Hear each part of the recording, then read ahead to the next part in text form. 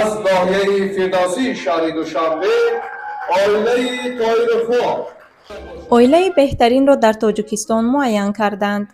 سیدولی طاهروف و همسرش سیاره رحمانова ساکنان پایتخت غالب شاه جایزه آزمون گردیدند.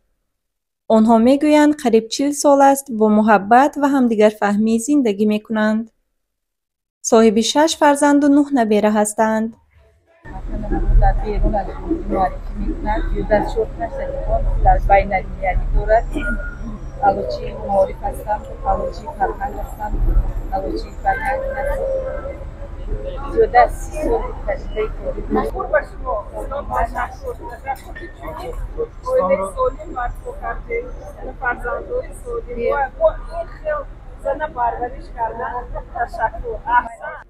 یکی از شرط‌های آزمون مذکور فرستادن فرزندان به خدمت حربی است.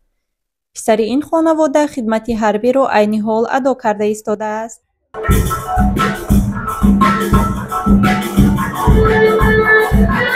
مراسم جنبستی آزمون با حضور همسران، هنرمندان و رقاصان و مسئولین در مهمانخانه کنگورت برگزار شد.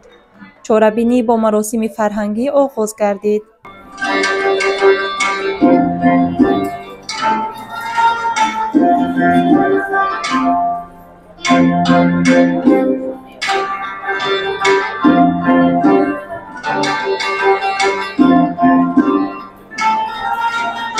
مسئولین به غالبان جایهای یکم، دوم و سوم دیپلم و جایزه سپردند.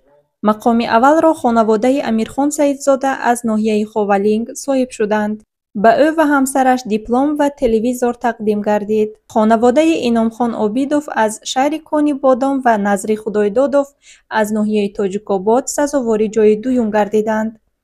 مقام سوم باشد به عائله عزیزبگ احمدبیکوف از ناحیه رشتقلعه و ابرار عزیزوف از شهر حصار سپرده شد. اینچنین در جریان چاره‌بینی به 10 جفت جوان شهادتنامه عقد نکاح سپاریدند. و نوخانه‌داران تلویزور و تفته نیز تحفه گردید.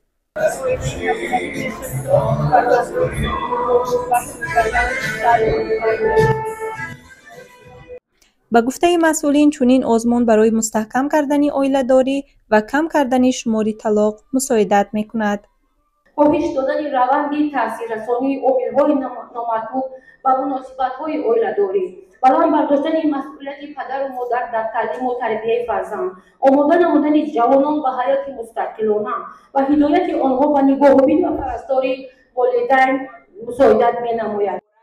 آزمون جمهوریوی عائله بهترین سال دوم است که برگزار می شود.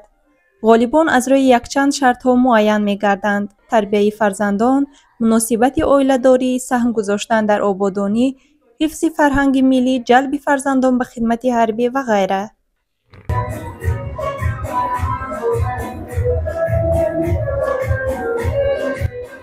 شهناز علیزاده، آسیا پلوس.